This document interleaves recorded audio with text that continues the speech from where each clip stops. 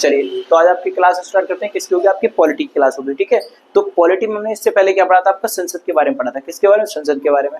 संसद में हमने क्या जाना था? आपका संसद के कार्य क्या होते हैं, संसद क्या है क्या नहीं है, संसद को कितने कितने भागों में बांटा, ये सारी चीजें आपकी क्लियर कर चुके हैं। ठीक है, तो आज की जो क्लास होगी आपकी वो किस पर होगी? आपकी कि वो होगी आपकी किस पे? कि संयुक्त संसदीय समिति के ऊपर होगी। किसके? संयुक्त संसदीय समिति के ऊपर। ठीक है, तो क्या पढ़ेंगे हम इसमें? कि ज्वाइंट क्या पढ़ेंगे? पार्लियामेंट्री और आपकी कमेटी, इसके बारे में पढ़ेंगे। ठीक है, तो पहले नंबर तो आप एक ध्यान दीजिए, जो आपको टॉपिक कराए जाते हैं उस एक एक टॉपिक को आप अच्छी तरह से रीड कीजिए। ठीक है, क्योंकि हर एक टॉपिक को मैं आपको वही करा रहा हूँ जो आपके एग्जाम से रिलेटिव है, जो आपसे पूछा जाता है, उस पर आपके क्वेश्चन बन के आते हैं, उन्हीं क्वेश्चनों को मैं आपको कराता हूँ और उसी टॉपिक को आपको क्लियर कराता हूँ। क्योंकि इससे पहले मैंने आपको 3 टॉपिक कराए जो आपके वेरी वेरी मोस्ट इंपोर्टेंट है, क्योंकि इसी सवालों को आपका कहीं भी चलेगा, हर कोई इन सवालों से आपसे पूछता है कि आपको प्रधानमंत्री क्या है, प्रधानमंत्री कौन होता है, सरकार क्या है, सरकार राष्ट्रपति क्या होता है, उपराष्ट्रपति क्या होता है, इनके आपके कार्य क्या होते हैं, इनकी योग्यता क्या होती है, ये कौन होना चाहिए कौन नहीं होना चाहिए। तो ये सारी चीज आपको पता होनी चाहिए कि राष्ट्रपति कौन होता है, राष्ट्रपति के अंदर क्या क्या खूबियां होनी चाहिए, राष्ट्रपति के क्या क्या कार्य होते हैं,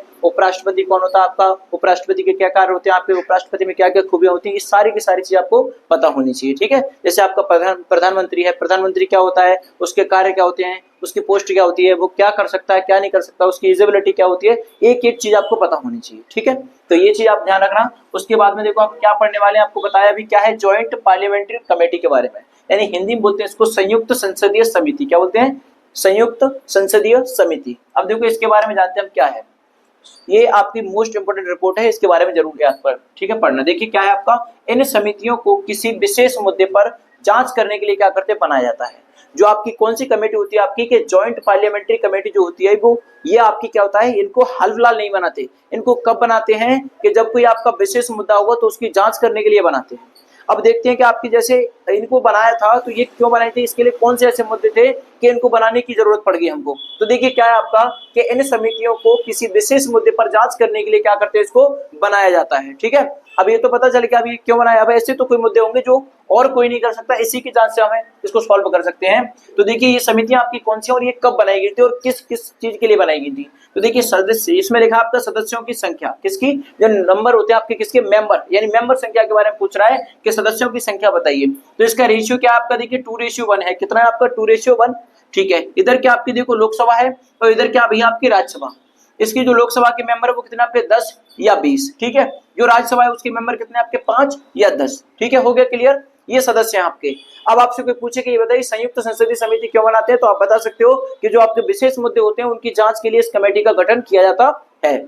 ठीक है, आगे देखते हैं। देखिए क्या है, नंबर 1, सबसे पहले आपको जो जैसे ये कमेटी बनाई गई थी तो ये कब बनाई गई थी आपकी, कह सकते हो कि जो आपकी कमेटी है कौन सी कमेटी आपकी, संयुक्त संसदीय कमेटी। तो ये सबसे पहले कब बनाई आपकी? 1987 में। कब बनाई? कब बनाई थी? 1987 में। ठीक है, अब ये मैंने आपसे कहा था कि इसमें क्या है आपका, कि कोई विशेष मुद्दा होना चाहिए। क्या होना चाहिए आपका? कोई विशेष मुद्दा होना चाहिए, उसकी जांच करने के लिए बनाते हैं। तो देखिए इसमें क्या है आपका, कि 1987 में आपका क्या था, इसमें था आपका बोफोर्स। क्या था आपका? बोफोर्स घोटाला। क्या था? बोफोर्स घोटाला। अब ये ऐसा घोटाला था कि इसकी जांच करने के लिए हमें क्या करना पड़ा, कि भैया इस वाली समिति का क्या करना पड़ा, गठन करना पड़ा। ठीक है, तो आप बता सकते हो, देखो एक तो ये हो जाएगा कि कौन सा घोटाला कब हुआ। आप इसमें आपके 2 क्वेश्चन बनेंगे। देखो पहला क्वेश्चन क्या बनेगा, कि पहला नंबर क्वेश्चन तो ये आपका कौन सी है, संयुक्त संसदीय समिति जो थी उसका गठन हुआ। तो आप बता सकते हो उसका गठन कब कब होगा, ये आप नोट कर सकते हो हैं। और इसी के तरीके से आपको एक चीज और मिल जाएगी, क्या क्या आप बता दोगे 1987 में क्या हुआ आपका, कि संयुक्त संसदीय समिति का गठन हुआ। दूसरा क्या हुआ, कि समिति का गठन हुआ तो क्यों हुआ, और वो आपको दूसरा पता चल जाएगा कि इसमें कौन सा घोटाला हुआ था उसका पता चल जाएगा। क्या हुआ था आपका? बोफोर्स घोटाला। क्या हुआ था? बोफोर्स घोटाला। ठीक है, दूसरा कब हुआ देखिए आपका, तो 1992 में। इसमें क्या हुआ आपका? हर्षद मेहता शेयर मार्केट घोटाला हुआ था। किसका? शेयर मार्केट का घोटाला हुआ था। कब? हर्षद मेहता का। वो भी कब आपका? 1992 में। कब हुआ आपका? 1992 में। देखिए तीसरा देखिए बच्चों क्या है आपका, 2001 की बात करें। अब 2001 में आपका क्या होगा, कि केतन पारिक शेयर मार्केट घोटाला। इसमें भी आपका घोटाला हुआ शेयर मार्केट में। तब भी आपका क्या होगा, कि किसका गठन किया गया, कि आपका ज्वाइंट पार्लियामेंट्री कमेटी का गठन किया गया। ठीक है, आगे देखिए अगला क्या आपका, कि 2002 और 2003 में फिर इसको बनाया, इसको लागू किया। क्यों किया, कि कोल्ड ड्रिंक क्या था आपका मैटर, जब आपका कोल्ड ड्रिंक का मैटर था तब भी इसका गठन किया गया। तो इसकी जांच की गई, और इसकी जांच किसने की आपकी, किसने की थी? ज्वाइंट पार्लियामेंट्री कमेटी ने इसकी जांच की। फिर उसके बाद में देखो क्या आपका 2011 है। 2011 में क्या हुआ आपका, फिर यहाँ पे देखो ना कोई गड़बड़ हुई उसकी, तब उसको फिर क्या करना पड़ेगा, फिर से इसको लागू करना पड़ा। तो क्या हुआ आपका? पीसी चौका। ठीक है। ये क्या था आपका 2G स्पेक्ट्रम, इसके लिए भी क्या करना पड़ा, इसको लाना पड़ा हमें, तो इसने फिर क्या किया, इसकी जांच की। उसके बाद फिर ये कब आई आपकी 2015 में आई। 2015 में क्या था आपका कि वीआईपी चोपर है ना, वीआईपी क्या था आपका चोपर यानी हेलीकॉप्टर, इसके बारे में, तब भी इसको बुलाना पड़ा, इसने जांच की इसकी, ठीक है। फिर क्या हुआ आपका 2019, अब 2019 में क्या हुआ आपका कि भूमि अधिग्रहण, क्या हुआ आपका भूमि अधिग्रहण, फिर भी हमें क्या करना पड़ा, इसकी मदद की जरूरत पड़ी, तो फिर इसने क्या किया, इसमें जांच की अपनी, ठीक है। उसके बाद क्या हुआ आपका 2019 में देखिए फिर इसमें क्या हुआ आपका कि पर्सनल डेटा प्रोटेक्शन, क्या पर्सनल डेटा प्रोटेक्शन के बारे में, यानी व्यक्तिगत डाटा संरक्षित। अब व्यक्तिगत जो व्यक्ति का डाटा होता है उसको संरक्षित रखने के लिए हमने क्या किया, फिर से इसी कमेटी का गठन किया, ठीक है। तो आपको क्या होगा, कोई आपसे पूछे कि जॉइंट पार्लियामेंट्री जो कमेटी होती है उसको क्यों लागू करते हैं, तो बता सकते हैं कि कोई विशेष मुद्दा होगा तब जाके उसकी जांच के लिए हम क्या करते हैं, इसको लागू करते हैं। इसमें कौन होता है आपका लोकसभा और राज्यसभा, ठीक है। और आपसे पूछेगी कितनी बार लागू हुई है अब तक, तो बता सकते हो 1 2 3 4 5 6 7 8 बार, कितनी बार, 8 बार। वो भी कब से, सन पूछे आपको तो सन बताइए कि भैया 1987, 1992, 2001, 2002, 3, फिर आपका 2011, 2015, 2019, फिर आपका 2019 में, ये आपका हो गया। उसके बाद अगर कोई आपसे ये पूछे कि ये लागू की थी तो किस किस चीज के लिए, तो आप इन घोटालों को पढ़ सकते हो, इन जांचों को पढ़ सकते हो, इन जांचों के बारे में पता कर सकते हो, ठीक है। तो आपको दोनों चीज मिल गई, एक तो आपको सन याद हो जाएंगी और दूसरी क्या होगा कि कब कब कौन से आपके घोटाले में किस किस की जांच हुई, तो वो पता चल जाएगा आपको, ठीक है। दूसरा देखिए आगे क्या आपका, ये आपका सिलेक्ट कमेटी है, क्या है आपकी सिलेक्ट कमेटी, इसको बोलते हैं क्या, प्रवर समिति बोलते हैं, क्या बोलते हैं इसको, प्रवर समिति। और जो आपकी प्रवर समिति होती है इसमें आपके दो होते हैं, दो पक्ष होते हैं, कौन से होते हैं, एक तो आपका लोकसभा, दूसरा राज्यसभा। इनमें क्या होता है आपका कि दोनों में बराबर सदस्य होते हैं, यानी कि जो मेंबर होते हैं इनके दोनों के बराबर होते हैं, इधर भी 30 और इधर भी 30 होते हैं, ठीक है। तो आगे देखते हैं क्या है आपका कि प्रवर समिति की जांच करने वाली समिति होती है, क्या होती है, जो प्रवर समिति होती है वो भी क्या होती है, एक जांच करने वाली समिति होती है, यानी ये भी समिति आपकी क्या होती है, जांच कमेटी होती है या जांच समिति होती है, ठीक है। इसमें आपका कि यदि संयुक्त प्रवर, क्या, यदि संयुक्त प्रवर समिति बनती है तो उसमें कितने सदस्य होंगे भैया आपके, 45 होंगे, ठीक है। यहाँ कह रहा है कि यदि आपकी संयुक्त प्रवर समिति बनती है तो उसमें क्या होगा आपका 45 सदस्य होंगे, लेकिन एक बात और कि उसमें आपके लोकसभा और कौन होंगे, राज्यसभा। लेकिन आपका क्या होगा कि लोकसभा जो समिति होगी उसमें कितने सदस्य होंगे आपके, 15, और जो आपकी राज्यसभा की समिति होगी उसमें कितने होंगे आपके, 30, कितने होंगे, 15 और 30, ठीक है। तो लोकसभा 15 और राज्यसभा कितने हो गए आपके, 30 हो गए, ठीक है भैया। तो आप याद रखना। आगे देखो हमने एक और चीज आपकी की कि एससी या एसटी वेलफेयर कमेटी, कौन, एससी या एसटी, उसकी क्या आपकी वेलफेयर कमेटी है। अब इसमें जो आपकी वेलफेयर कमेटी होती है उसमें कितने सदस्य होते हैं आपके, कितने सदस्य होते हैं, 30, ठीक है। तो आप याद रखना कि कभी कोई आपसे पूछे कि एसटी या एससी जो आपकी वेलफेयर कमेटी होती है उसमें कितने मेंबर्स होते हैं आपके, कि 30 मेंबर्स होते हैं, कितने होते हैं, 30 मेंबर्स होते हैं, ठीक है। अब इसमें भी आपके होते हैं क्या, एक तो लोकसभा और एक राज्यसभा, हो गया। अब लोकसभा में कितने होते हैं भैया आपके 20 और राज्यसभा में आपके कितने होते हैं 10, जो मैंने अभी आपको यहाँ लिखा है, हो गया, ठीक है। तो आपको क्या करना है कि सबसे पहले तो आपको ये देखना है, कौन सी देखना है आपको, जॉइंट पार्लियामेंट्री कमेटी देखनी है, उसको क्यों लागू करते हैं, आपको पता चल गया कोई विशेष मुद्दा होना चाहिए या ऐसा बड़ा घोटाला होना चाहिए, उसके लिए जांच करने के लिए इसको बुलाते हैं। तो आपको घोटाला और उनकी सन मिल गई। उसके बाद आपने क्या पढ़ा, क्या आपने पढ़ लिया, क्या प्रवर समिति, क्या प्रवर समिति को पढ़ा। प्रवर समिति क्या होती है, ये भी एक जांच कमेटी होती है। इसमें क्या होता है आपका लोकसभा राज्यसभा होते हैं जिसके मेंबर क्या होते हैं आपके बराबर होते हैं। लेकिन एक बात और है, जब आपकी ये कमेटी अगर बनेगी या ये आपकी समिति बनेगी तो इसमें कितने सदस्य पाए जाएंगे आपके 45 में क्या होगा आपका कि जो लोकसभा होंगे वो कितने होंगे आपके 15 और जो आपके राज्यसभा होंगे वो कितने होंगे आपके 30। उसके बाद में क्या होता है आपका एससी और एसटी वेलफेयर कमेटी, इसमें कितने मेंबर होते हैं आपके 30। उसमें से क्या होता है आपका कि एक तरफ होते हैं आपके कितने 20 और एक तरफ कितने होते हैं आपके 10। तो राज्यसभा और लोकसभा इन्हीं पर आपकी कमेटियां चलती हैं। चलिए हो गया। तो अभी आपने क्या पढ़ा था, आपने पढ़ा था एससी और एसटी जो आपकी वेलफेयर कमेटी होती है वो क्यों होती है आपकी, आपको ये पता होना चाहिए, ठीक है। तो वो आपकी एक जांच होती है यानी एक रिपोर्ट होती है, क्या होती है आपकी, वो एक रिपोर्ट होती है, किसकी होती है आपके एससी और एसटी के कल्याणकारी या कल्याण के जो कार्य होते हैं आपके कल्याण कार्यों को क्या होती है पुनर्वालोकन यानी कि द्वारा से करने के लिए पुनर्वालोकन अनुसूचित जनजाति आयोग की रिपोर्ट की जांच करना होता है, ठीक है। तो कभी आपसे कोई पूछे कि एससी या एसटी जो आपकी वेलफेयर जो आपकी कमेटी होती है वो क्या होती है, तो आप बता देना कि भैया वो एक रिपोर्ट होती है जो जांच करना है, ठीक है। जो रिपोर्ट की क्या करती है आपकी जांच करती है, उसको हम क्या बोलते हैं, वो किसकी जांच करती है आपके कल्याण, जो आपके कल्याण कार्य होती है तो कल्याण कार्यों को पुनर्वालोकन यानी उसको द्वारा से उसकी रिपोर्ट की क्या करती है वो जांच करना बोलते हैं, किसकी, अनुसूचित जनजाति की जांच करना ये रिपोर्ट, ठीक है।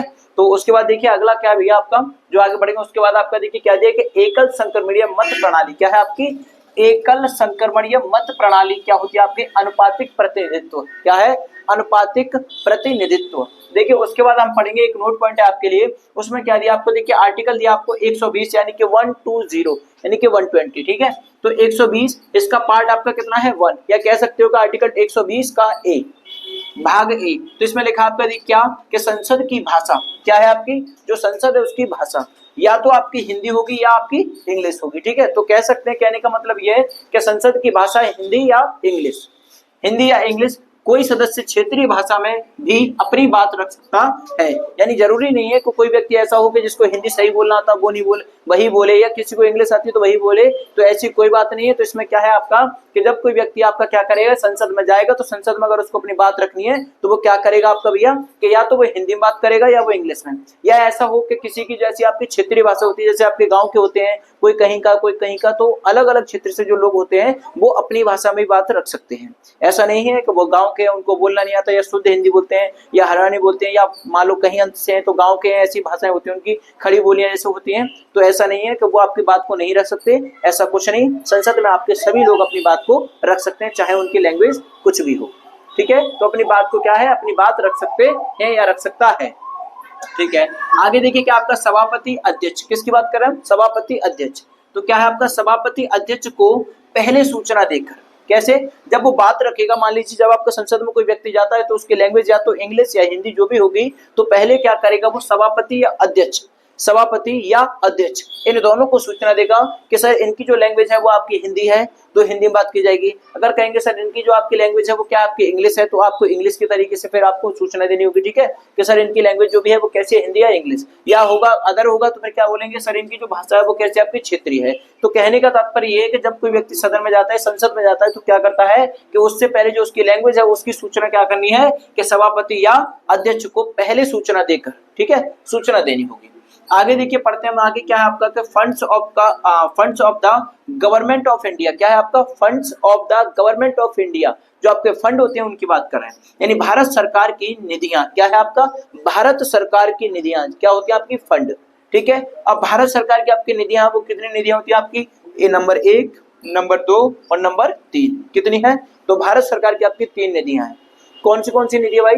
देखिए पहली आपकी संचित निधि, दूसरी आपकी लोक लेखा निधि और तीसरी आपकी आकस्मिक निधि। क्या है? आकस्मिक निधि। 3 निधियां हो गई आपकी। अब देखते हैं जो आपकी संचित निधि है वो किस अनुच्छेद के अंतर्गत है आपका? 266 यानी कि 266, ठीक है। लोक लेखा जो आपकी निधि है वो किस आर्टिकल के तहत है? कि आर्टिकल आपका 266 यानी उसका भाग क्या आपका?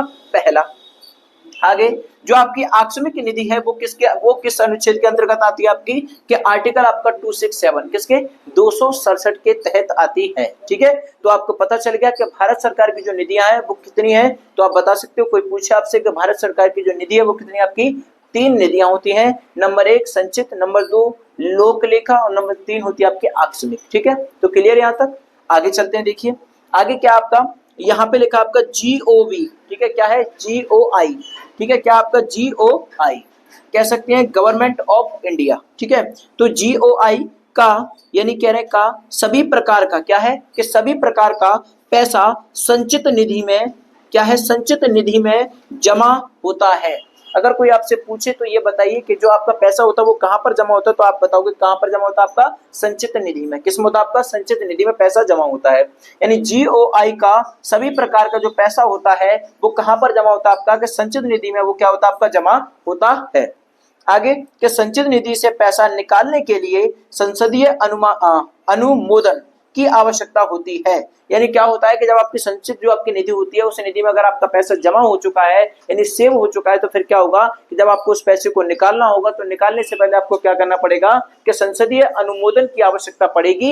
यानी वहां आपको सूचना देनी पड़ेगी, उनकी अनुमति की आवश्यकता होगी कि अगर वो आपसे कहेंगे आपका पैसा निकलेगा तो निकलेगा, अन्यथा नहीं निकलेगा, ठीक है। तो आप पता कर सकते हो। अब आपको पता चल गया कि अब आपसे कोई पूछे कि संचित निधि में क्या होता है आपका, तो GOI क्या होता है आपका? GOI का कैसा भी पैसा हो, जैसा भी पैसा होता है, सभी प्रकार के जो पैसे होते हैं वो क्या होता है आपका? कि संचित निधि में जमा होते हैं। उसके बाद में जब जमा हो जाते हैं, अगर उससे पैसा निकालना होगा तो क्या करना होगा कि सबसे पहले आपको संसदीय अनुमोदन को क्या करना पड़ेगा? उनकी सूचना देनी होगी, उनकी अनुमति लेनी होगी, उसके बाद ही उस पैसे को आप निकाल सकते हो। आगे देखिए आगे क्या आपका? चार्ज। क्या है आपका? चार्ज। क्या है आपका? चार्ज अपॉन एक्स है। अब देखते हैं एग्जांपल, इसको देखते हैं चार्ज का, चार्ज ओपन। अब देखिए चार्ज ओपन क्या है आपका, चार्ज अपॉन में देखते हैं क्या है, संचित निधि पर, किस पे, चार्ज अपॉन, चार्ज अपॉन में क्या आपका कि संचित निधि पर, ठीक है। अब संचित निधि की बात करें, ये आपका क्या है, चार्जेड, ये आपका अपॉन, इसमें क्या आपका आर्टिकल दिया आपको 112, क्या दिया आपको 112। अब इसमें देखिए सबसे पहले क्या आपका संचित निधि पर, अब संचित निधि पर क्या है आपका वो देखते हैं। देखिए सबसे पहले क्या है कि भारत व्यय, क्या है आपका भारत व्यय, और जानते हो व्यय का मतलब होता है आपका खर्च। तो यहाँ पे लिखा हमने क्या दी कि वोटिंग क्या है आपके रिक्वायर्ड, क्या है आपके वोटिंग रिक्वायर्ड, जो आपके वोट होते हैं उसके रिक्वायर्ड करते हैं कि भारत व्यय मतलब कि आपका वोटिंग रिक्वायर्ड। इसमें क्या आपका क्रॉस का निशान लगा, इसका मतलब ये नहीं है। अब देखिए इसमें क्या आपका मेड फॉर, क्या है आपका मेड फॉर EXP यानी एक्स, ठीक है, मेड फॉर, अब एक्सपायर किया है, ठीक है, मेड फॉर एक्सपायर, इसका मतलब है जो पद पे थे वो हट चुके हैं। एक्सपायर का मतलब क्या होता है आपका, कोई भी चीज है वो हट चुकी हो। तो ठीक है, ये कह रहा है आपसे मेड फॉर एक्सपायर यानी कि प्रेसिडेंट की बात करें, किसकी बात करें, प्रेसिडेंट। अब प्रेसिडेंट की बात करें, इसमें क्या देखिए कि संचित निधि से किया गया व्यय, किससे, जो आपकी संचित निधि है उससे किया गया व्यय, यानी कि जो संचित निधि है उससे किया गया खर्च, शुद्ध भाषा में कहें तो खर्च, क्या है कि जो संचित निधि है उससे क्या किया आपका खर्च। अब खर्च है, ठीक है। आगे क्या कह रहे हैं आपसे, क्या कि प्रेसिडेंट की बात करें। अब ये प्रेसिडेंट है तो देखिए क्या है इसमें, एक तो सभापति, दूसरा आपका उपसभापति, ठीक है, सभापति उपसभापति, लोकसभा है ना, क्या है आपका लोकसभा का अध्यक्ष या उपाध्यक्ष, क्या है। पहले नंबर तो आपका क्या है, यहाँ पे आपसे कह रहे हैं मेड फॉर क्या है आपका एक्सपायर, क्या मेड फॉर एक्सपायर। अब एक्सपायर का मतलब एक्सपायर हो गया, आपको तो पता ही है कि एक्सपायर का मतलब पद से हटना, ठीक है। उसके बाद क्या है आपका प्रेसिडेंट, और प्रेसिडेंट में क्या आपका देखिए सभापति या उपसभापति। दूसरा आपका लोकसभा की बात करें तो आपका अध्यक्ष या उपाध्यक्ष, ठीक है। उसके बाद क्या आपका देखो SC का जज होगा, ठीक है, जज पेंशन या सैलरी, जज की पेंशन या सैलरी की बात करें, या हम बात कर सकते हैं हाई कोर्ट की जज की, किसकी, हाई कोर्ट का जज हो, उसके क्या हम इसमें लिखते हैं कैग बोलते हैं, उसको क्या बोलते हैं कैग समिति। ये कैग समिति आपने देखी होगी CAG, इसकी देखना मैं आपको पहले ही बता चुका हूं, तो इसकी फुल फॉर्म पता करना कि कैग समिति क्या होती है, CAG का मतलब क्या होता है ये पता करना है, ठीक है। तो यहाँ पे हो गया आपका मेड फॉर एक्सपायर, इसका मतलब दूसरी तरफ क्या आपका प्रेसिडेंट, और मेड फॉर एक्सपायर में क्या है कि संचित निधि के द्वारा किया गया खर्च, ठीक है। जैसे आपके इलेक्शन होते हैं, वोटिंग वगैरह होती है, प्रचार वगैरह होता है, जो भी आपका वोटिंग का कार्य होता है वो क्या होता है आपका, कि आपका संचित निधि से पैसा निकालकर उसको क्या करते हैं, उसमें सारा एक्सपेंड किया जाता है, ठीक है, यानी कि खर्च किया जाता है, ठीक है बच्चों। आगे क्या आपका प्रेसिडेंट की बात करें तो प्रेसिडेंट के पक्ष में क्या होता है आपका, एक तो सभापति उपसभापति होता है, लोकसभा की तरफ से आपका उपाध्यक्ष और अध्यक्ष और उपाध्यक्ष होगा। फिर उसके बाद क्या होगा आपका, जो आपके सुप्रीम कोर्ट के जज होंगे उनके पेंशन और सैलरी की, फिर आपके हाई कोर्ट के जज है उनमें क्या है आपका, फिर इसके लिए क्या करना पड़ता है, कैग समिति, कैग CAG। आगे देखिए फिर पढ़ते हैं क्या कि ऑफिशियल क्या होता है आपका, लैंग्वेज कमेटी कह सकते हैं इसमें, क्या राजभाषा समिति, क्या राजभाषा समिति, ठीक है। अब राजभाषा समिति क्या होती है आपकी, आप जानते हो। अब राजभाषा समिति के बारे में जानना है हमें, ठीक है। तो यहाँ तक तो आपका क्लियर ही हो गया कि आपको संचित निधि के बारे में पता चल गया। संचित निधि में क्या करते हैं कि पैसा हम क्या करते हैं उसमें सेव करते हैं, क्या करते हैं, सेव करते हैं, यानी डिपॉजिट करते हैं, यानी कि जमा करते हैं। किसका, क्या आपका इनमें से किसका, कि GOI का मतलब जो भी प्रकार किसी प्रकार का पैसा होगा उसमें क्या करेंगे, उसमें सेव करेंगे। लेकिन अगर उसे निकालना होगा तो आपको सबसे पहले क्या करना पड़ेगा, कि जो आपका संसदीय है उसकी क्या करनी पड़ेगी, आपको अनुमति लेनी होगी, ठीक है। तो अनुमति लोगे उसके बाद ही आपका क्या होगा इसमें, कि अनुमति लेने के बाद ही आपका क्या कर सकते हो, इससे पैसा निकाल सकते हो। अनुमति नहीं मिलेगी तो कोई पैसा आप नहीं निकाल सकते। तो वही यहाँ पे बताया जो कि संचित निधि है उस पर क्या करना है कि भारत पैसा खर्च करता है, ठीक है। उसी में से जैसे मान लो आपका मेड फॉर एक्सपायर, इसका मतलब हटना, और दूसरा क्या आपका प्रेसिडेंट, ठीक है, हो गया। यानी संचित निधि से क्या करते हैं, जैसे आपके इलेक्शन वगैरह होते हैं, वोटिंग वगैरह होती है, उस पर ही क्या करते हैं पैसा खर्च करते हैं। वो कहाँ से होता है आपका, संचित निधि से होता है, ठीक है। आपको पता चल गया प्रेसिडेंट की तरफ आपका कौन है, सुप्रीम कोर्ट के जज है आपके, हाई कोर्ट के जज है आपके, CAG यानी कैग समिति भी आपकी है, ठीक है। उसके बाद हम क्या पढ़ रहे हैं, आपकी ऑफिशियल लैंग्वेज कमेटी के बारे में जानते हैं, ये क्या है। अब इसमें पढ़ेंगे हम क्या पढ़ेंगे कि राजभाषा समिति पढ़ेंगे, क्या राजभाषा समिति। अब राजभाषा समिति क्या है उसको जानते हैं कि एकमात्र समिति, क्या है, एकमात्र समिति जिसका प्रावधान संविधान में है, क्या है कि एकमात्र समिति जिसका जो प्रावधान है वो कहां पर आपका संविधान में है। अब अनुच्छेद किसमें आपका 343 में, किसमें, कि अनुच्छेद 343 के अनुसार अनुच्छेद 344 में राजभाषा समिति का उल्लेख है, ठीक है। अगर आपसे कोई पूछे कि जो आपकी राजभाषा समिति है उसका उल्लेख किस आर्टिकल से किस आर्टिकल में है, तो आप बता सकते हो कि संविधान में इसका प्रावधान है। तो प्रावधान किसमें दिया आपका, आर्टिकल 343, और जो इसका क्या दिया आपको, क्या अनुच्छेद में जो राजभाषा समिति का उल्लेख किसमें दिया है आपका, तो बताओगे किसमें, 344 में। इसमें क्या है आपका 344 में उल्लेख है, क्या है, उल्लेख, ठीक है। और इसमें क्या है आपका प्रावधान है, क्या है, प्रावधान, ठीक है। ये आपका इसमें क्या है, प्रावधान। ठीक है, तो प्रावधान इसमें हो गया 343 में, और 344 में क्या होता है आपका उल्लेख होता है। इसमें आपके कितने मेंबर्स होते हैं, 30 मेंबर्स होते हैं। कितने, 30। और इसमें जो पार्टियां होती हैं वो कौन सी होती है आपकी, एक तो लोकसभा होती है और एक आपकी राज्यसभा होती है। ठीक है, अब आपकी लोकसभा में कितने सदस्य हैं और राज्यसभा में कितने होते हैं, तो ये पता करना है आपको। तो 30 मेंबर आपके हैं, किसमें है, क्या पहले आपकी लोकसभा, दूसरी क्या आपकी राज्यसभा। तो जो आपके लोकसभा के सदस्य होते हैं वो कितने होते हैं आपके, 20 होते हैं। कितने, 20। और जो आपके राज्यसभा के होते हैं वो कितने होते हैं आपके, 10 सदस्य होते हैं। कितने होते हैं आपके, 10। ठीक है ना, 10 मेंबर होते हैं आपके। उसके बाद में आपका क्या देखिए कि एकल संक्रमणित क्या है आपका, एकल, एक काम करना है, इसको नहीं करना। ठीक है, ये मैंने आपको ऊपर करा दिया है, इसको नहीं करना। ठीक है, तो आपको बस इतना करना है। कितना हो गया आपका, 30 मेंबर होते हैं इसमें, आपके 20 इधर हो गए और 10 आपके इधर हो गए। ठीक है, हो गया, कंप्लीट हो गया पूरा का पूरा। ये आपका पूरा का पूरा टॉपिक मैंने आज आपका कंप्लीट कर दिया है। बस आपको इसको अच्छी तरह से क्या करना है, रीड करना है। कंप्लीट